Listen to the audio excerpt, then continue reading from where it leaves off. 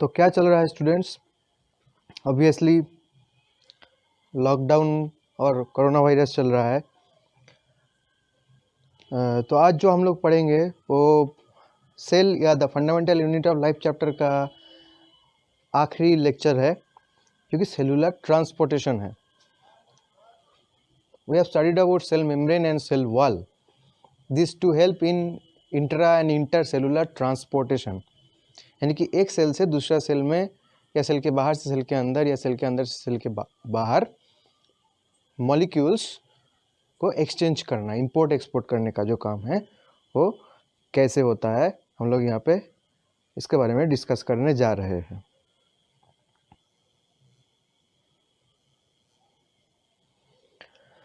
Cells import and export substances for various purpose like exchange of gases, nutrient transfer, cell signaling, etc. with the help of cell membrane and cell wall। यानी exchange of molecules किस किस के लिए चाहिए? Oxygen और carbon dioxide exchange के लिए, nutrition जो सेल के अंदर डिलीवरी देना है, न्यूट्रिशन एक्सचेंज के लिए, न्यूट्रिएंट्स जो है न्यूट्रिएंट्स एक्सचेंज के लिए, सेल सिग्नलिंग यानी कि हॉर्मोन्स और डिफरेंट फैक्टर्स से इन्फ्लुएंस्ड होके सेल के अंदर जो भी एक्टिविटीज़ होते रहता है, they are known as cell signalling. Okay, so cell signalling, nutrient transfer और गैसियस एक्सचेंज के लिए सेल के अंदर इंपोर्ट एक्सपोर्ट ऑफ मटेरियल्स होते रहता है। किसके थ्रू? सेल मेम्ब्रेन और सेल वॉल। ओके, अब हम लोग जब सेल मेम्ब्रेन और सेल वॉल का स्ट्रक्चर पढ़े थे तब देखे थे कि उसमें बहुत सारे चैनल प्रोटीन रहता है सेल मेम्ब्रेन में, जो कि एक दरवाज़ा का काम करता है, एक गेट का काम करता है, इसके अंदर से मॉलिक्यूल्स इधर उधर हो सकता है। और वही सेल वॉल में भी ऐसे बहुत सारे पैसेज होता है, ओके, जैसे कि प्लाज्मोडेस्माटा या डेस्मोसोम, ये सब कुछ पैसेज है, चैनल्स है जो कि सेल वॉल में पाया जाता है। तो इन लोगों के थ्रू मटेरियल्स जो मेम्ब्रेन है, मेम्ब्रेन के इस पार और उस पार कैसे हुआ करता है। There are two mechanism for that, active transport and passive transport. Okay, we will see what is active transport and what is passive transport.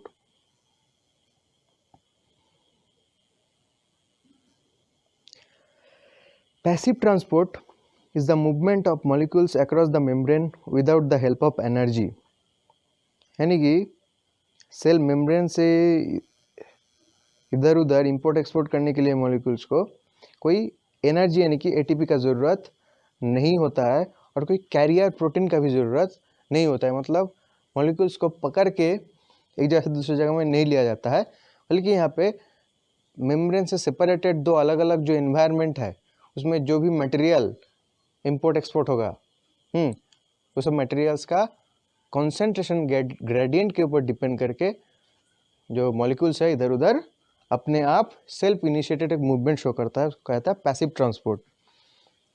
Passive transport क्या क्या होता है? Diffusion, osmosis, facilitated diffusion, reverse osmosis, these are examples of passive transport। वही active transport is the movement of molecules across a membrane from a region of lower concentration to region of higher concentration against the concentration gradient and with the help of ATP, with the expense of ATP और energy। तो passive and active transport के बीच में जो main जो difference है हम लोग यहाँ पे पता चल गया। दोनों में मूवमेंट कहाँ पे होता है? दोनों का मकसद एक ही है पैसिव और एक्टिव ट्रांसपोर्ट का, कि सेल मेम्ब्रेन या सेल वॉल के थ्रू जो मटेरियल्स है या जो मॉलिक्यूल्स है वो एक जैसे दूसरी जगह में ले जाना है। ओके, और लेकिन एक में पैसिव में क्या होता है, यहाँ पे कोई एनर्जी का ज़रूरत नहीं है, बट एक्टिव ट्रांसपोर्ट में यहाँ पे एटीपी खर्चा करना पड़ेगा सेल को, यानी कि यहाँ पे एनर्जी एक्सपेंस का ज़रूरत हो रहा है। यहाँ पे हम लोग इस डायग्राम में देख पा रहे हैं कि जो डिफ्यूजन हो रहा है कुछ मॉलिक्यूल्स का जो कॉन्सेंट्रेशन है उस सेल के बाहर ज़्यादा है और उस मॉलिक्यूल्स का कॉन्सेंट्रेशन सेल के अंदर कम है। तो डिफ्यूजन में क्या होगा, हाई कॉन्सेंट्रेशन से लो कॉन्सेंट्रेशन की ओर मॉलिक्यूल्स अपने आप मूव करना स्टार्ट कर देगा, और यहाँ पे कोई एटीपी का खर्चा नहीं हो रहा है। वही है एक्टिव ट्रांसपोर्ट। एक्टिव ट्रांसपोर्ट में मॉलिक्यूलर ट्रांसपोर्ट हो रहा है एक जगह से दूसरी जगह, सेल के बाहर से सेल के अंदर की तरफ यहाँ पे दिखाया जा रहा है। लेकिन यहाँ पे देखो एनर्जी यानी कि एटीपी का जरूरत हो रहा है। Now here we'll see the differences of active and passive transport. ATP and carrier proteins are required in case of active transport and passive transport में ये दोनों चीज का जरूरत नहीं होता है। ओके यानी कि बात ऐसा है एक्टिव ट्रांसपोर्ट, दरवाजा के बाहर तुम खड़े हो, ओके अब सेल के अंदर यानी कि घर के अंदर तुमको एंट्री लेना है। अब घर के अंदर एंट्री लेने के लिए घर के अंदर कोई पर्सन है जो तुमको स्वागत करके घर के अंदर ले जाएगा, तो वो क्या करेगा, अपना एनर्जी खर्चा करके दरवाज़ा खुलेगा। तो दरवाज़ा जब खुल रहा है उसका अपना एनर्जी खर्चा हो रहा है, तब तुमको पकड़ के घर के अंदर हाथ पकड़ के घर के अंदर बुला के ले रहा है। ये हो गया एक्टिव ट्रांसपोर्ट। ओके और पैसिव ट्रांसपोर्ट क्या है, तुम दरवाज़ा बंद हुआ है, तुम दरवाजे के बाहर खड़े हो, ठीक है, अब तुम अपने आप दरवाज़ा खोल के घर के अंदर चला गया, वहाँ पे तुमको कोई बुलाने के लिए नहीं आया और घर के अंदर जो है घर का अपना एनर्जी को खर्चा नहीं करना पड़ा। It circulates from an area of lower concentration to a region of higher concentration. Active transport में मॉलिक्यूलर मूवमेंट कहाँ पे होता है, लोअर कॉन्सेंट्रेशन से हायर कॉन्सेंट्रेशन की ओर। इन पैसिव ट्रांसपोर्ट में उसका ऑपोजिट होता है, it circulates from a region of higher concentration to region of lower concentration. Okay बात कैसा है, घर के अंदर एक्टिव ट्रांसपोर्ट में बोल रहा हूँ, घर के अंदर 10 आदमी था और घर के बाहर 2 आदमी था। ओके तो लोअर कॉन्सेंट्रेशन, अब यहाँ पे अगर हम लोग अगर human concentration for an example बोलेंगे तो ह्यूमन कॉन्सेंट्रेशन कहाँ पे ज़्यादा है, घर के अंदर, ये 10 आदमी है, घर के बाहर 2 आदमी है, तो यहाँ पे ह्यूमन का मूवमेंट किधर होगा, बाहर से अंदर की तरफ। ओके तो बाहर जो 2 आदमी खड़ा था वो घर के अंदर 10 आदमी के साथ जाके जुड़ जाएगा, मतलब 10 घर के अंदर चल जाएगा 10 आदमी के साथ रहने के लिए। और पैसिव में इसका ऑपोजिट होगा, पैसिव में क्या होगा, घर के अंदर से बाहर की तरफ आदमी आ जाएगा 2 आदमी के साथ जुड़ने के लिए, क्योंकि यहाँ पे क्या है, घर के अंदर कंसंट्रेशन ज़्यादा है और घर के बाहर कंसंट्रेशन कम है। यहाँ पे किस तरह का मॉलिक्यूल्स का ट्रांसपोर्टेशन होता है एक्टिव ट्रांसपोर्ट में, brand molecules like proteins, okay carbohydrates, ions. और पैसिव ट्रांसपोर्ट में क्या क्या ट्रांसपोर्ट होता है, oxygen, comparatively smaller molecules, oxygen, water, carbon dioxide, lipid, hormones, this kind of things. Active transport is a highly selective method, whereas passive transport is not that much selective. Example of active transport, endocytosis and exocytosis, and example of passive transport, osmosis and diffusion.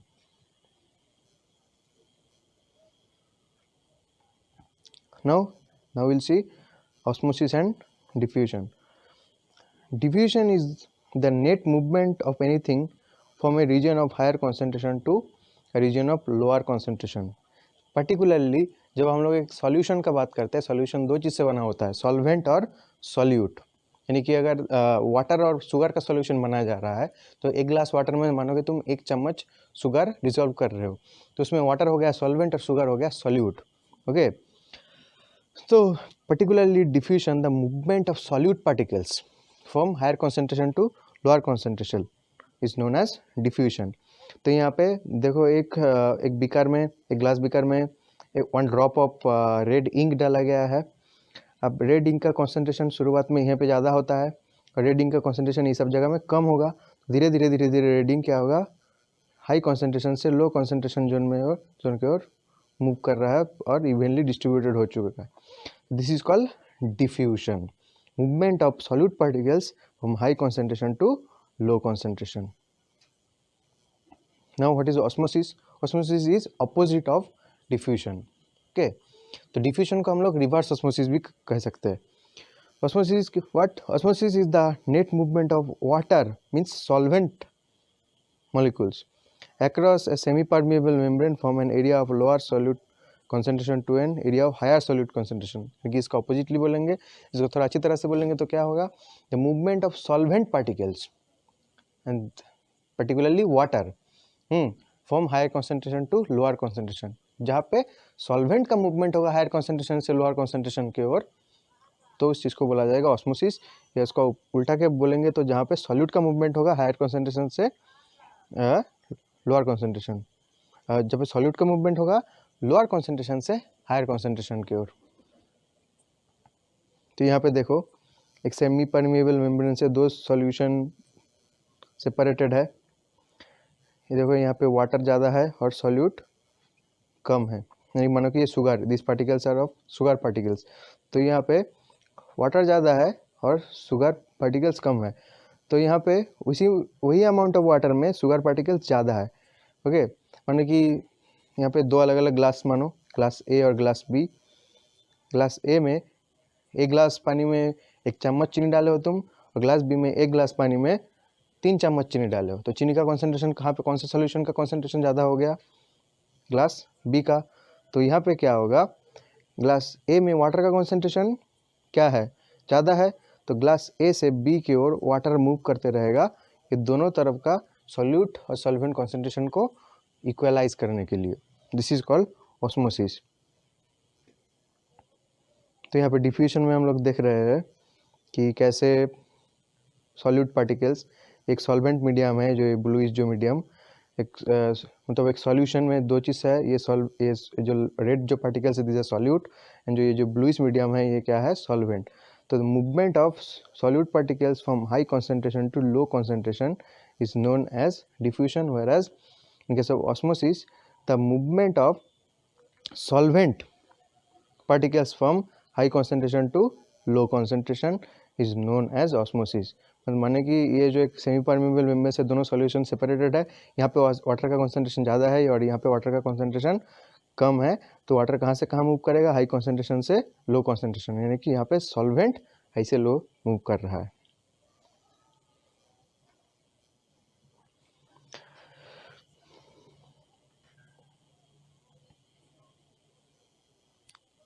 यहाँ पे क्या है, एक plant cell में देखेंगे osmosis कैसे होता है। तो ऑस्मोसिस का फंक्शन डेफिनेशन अगर बोलेंगे तो क्या होगा, the ability of an extracellular solution to make water move into, no यहाँ पे अब टोनिसिटी का बात किया जा रहा है। Tonicity is related to osmotic pressure, okay, यानी कि ऑस्मोसिस के वजह से होता है। The ability of an extracellular solution to make water move in और out of a cell by osmosis is known as tonicity. Okay, अभी टोनिसिटी क्या होता है हम लोग देखेंगे थोड़ा। एक सेल को अगर ऐसा सॉल्यूशन में रखा गया है जिस सॉल्यूशन का वाटर का कॉन्सेंट्रेशन सेल का वाटर का कॉन्सेंट्रेशन का समान है, तो वहाँ पे क्या होगा, वाटर बाहर भी नहीं निकलेगा, या water net movement of water है, वाटर या तो वाटर बाहर नहीं निकलेगा या अंदर नहीं आएगा, या तो जितना वाटर बाहर निकलेगा उतना ही वाटर सेल के अंदर आ जाएगा। तो सेल के अंदर, सेल का साइटोप्लाज्म में जितना वाटर कॉन्सेंट्रेशन था पहले, बाद में भी उतना ही वाटर कॉन्सेंट्रेशन रहेगा। तो सेल का वाटर कॉन्सेंट्रेशन से समान अगर सेल के बाहर का एनवायरनमेंट का वाटर कॉन्सेंट्रेशन होगा तो उस सॉल्यूशन को कहा जाएगा isotonic solution. Okay, hypotonic solution क्या है, सेल का वाटर कॉन्सेंट्रेशन से अगर ज़्यादा होगा सेल का बाहर का वाटर कॉन्सेंट्रेशन, तो वाटर क्या होगा, बाहर से अंदर आ जाएगा और सेल जो है फूल जाएगा। इसको इस तरह का कॉन्सेंट्रेशन को कहा जाता है हाइपोटोनिक सॉल्यूशन। जैसे कि एक किशमिश को अगर पानी में हम लोग रखेंगे तो उसको कुछ घंटा के लिए छोड़ दो, तो तब क्या होगा, किशमिश फूल जाता है, क्योंकि किशमिश एक प्लांट मतलब प्लांट का एक फ्रूट है, यानी कि प्लांट सेल से बना होता है वो। अब किशमिश के अंदर जो सेल है वो सूख गया है लगभग, उसके अंदर वाटर बचा नहीं है। अब जब उसको एक पानी के गिलास में रख दिए किशमिश को, तो बाहर से वाटर क्या होगा, किशमिश के अंदर मूव करेगा और किशमिश इसलिए फूल जाएगा। तो इसका अपोजिट होता है हाइपरटोनिक सॉल्यूशन। सेल को अगर ऐसा सॉल्यूशन में रखा गया है जिसका वाटर कॉन्सेंट्रेशन सेल का वाटर कॉन्सेंट्रेशन से कम है, तब सेल से बाहर वाटर मूव करना स्टार्ट करेगा, तो सेल का साइटोप्लाज्म जो होगा वो सिकुड़ जाएगा। सेल का साइटोप्लाज्म के पास जितना वाटर था वो लूज कर दिया। जैसे कि हम लोग देखते हैं कि अगर समुंदर का नदी का मछली को अगर समुंदर में छोड़ दिया जाएगा तो ऐसा देखने को मिलेगा। तो यहाँ पे आइसोटोनिक, हाइपरटोनिक और हाइपोटोनिक को टोनिसिटी के अकॉर्डिंगली डिवाइड किया गया है। अगर cell the concentration of solute and water is the same as inside the cell and outside the beaker, यानी कि सेल के अंदर जो वाटर का कंसंट्रेशन है वो सेल के बाहर का जो सॉल्यूशन उसका सेम है, तो उस तरह का सॉल्यूशन को कहा जाता है आइसोटोनिक सॉल्यूशन। अगर सेल का अंदर का वाटर का कंसंट्रेशन सेल के बाहर से अगर कम है तो बाहर से अंदर के तरफ वाटर का मूवमेंट होगा और सेल फूल जाएगा। इस तरह को कहा जाएगा हाइपोटोनिक सॉल्यूशन। ओके, तो हाइपोटोनिक सॉल्यूशन में अगर सेल जब रखा जाता है सेल स्वेल अप यानी कि फूल जाता है।